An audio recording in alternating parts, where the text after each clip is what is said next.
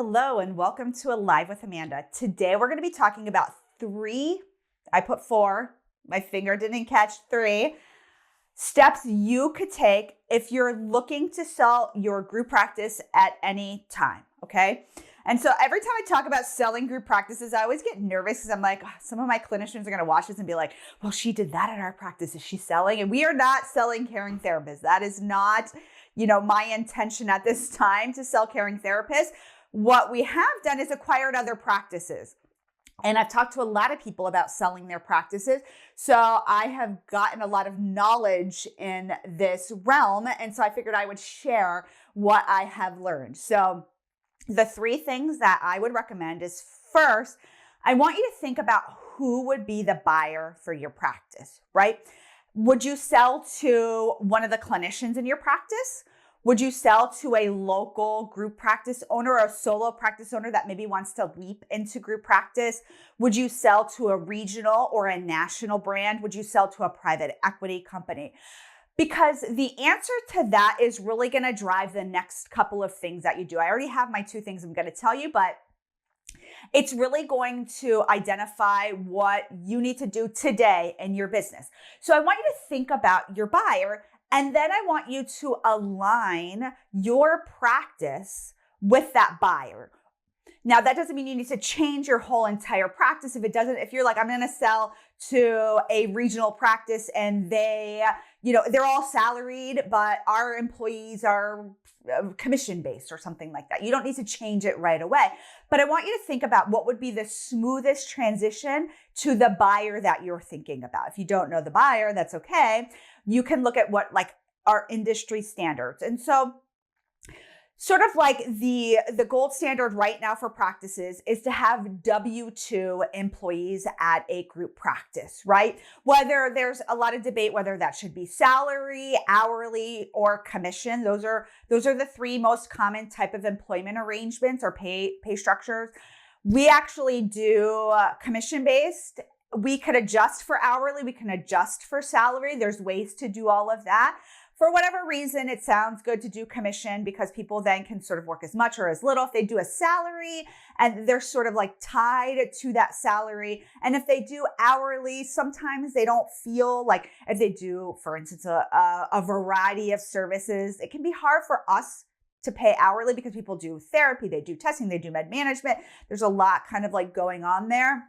And so we've decided just to pay commission because it kind of feels good for the employee and it helps us to really incentivize for them to be able to get paid for the services that they do. They're getting paid more for an intake because the intake takes more, or testing gets paid more, those types of things.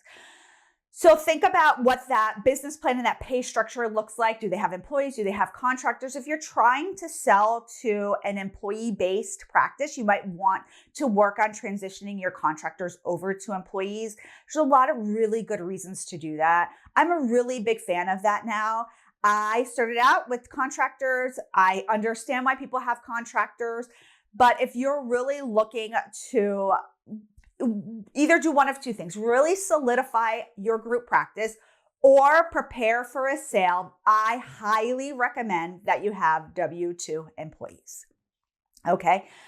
Renters is going to be, if you have a renters model or some kind of collaborative model or some kind of co-op model, that's going to probably be the hardest to sell. Doesn't mean it can't be sold. You might be able to sell that to another local group practice owner. You might be able to sell it to one of your employees very easily.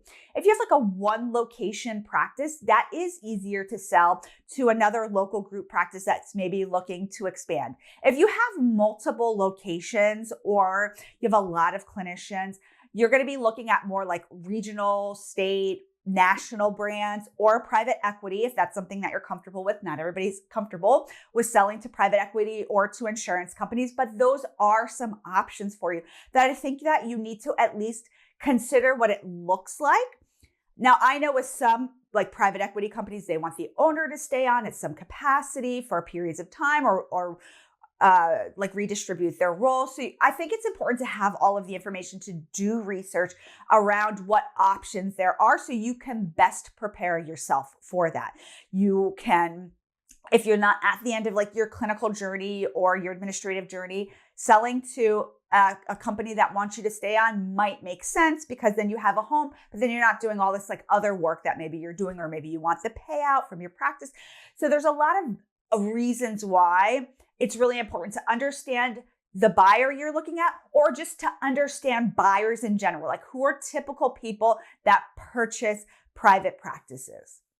Once you understand that, and maybe shift. So if you have contractors, you're going to go to employees. If you are private pay only, insurance-based W-2 practices, in person, insurance-based W-2 practices are sort of like the easiest to sell. Now, as somebody who's purchased practices, I would say none of it is really easy. So that's like the wrong word to use, but it is something to, to think about. That's going to be the most marketable practice. Private pay, virtual only practices, might be a little bit harder. Not that there's not buyers out there for that. So you want to think about how to make your practice marketable to put up for sale, right?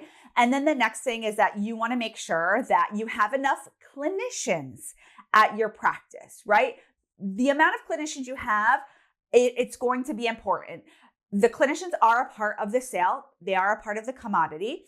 And you want to make sure that if you have an office, let's say you have I'm just going to say a 10 office space, that all 10 of those offices are occupied, what would be equivalent to a full-time clinician, right? You want to make sure that you have enough clinicians in the sale of your practice, because ultimately, most of the time what people are buying, they might be buying your brand, they might be buying your location, but they're also buying the clinicians.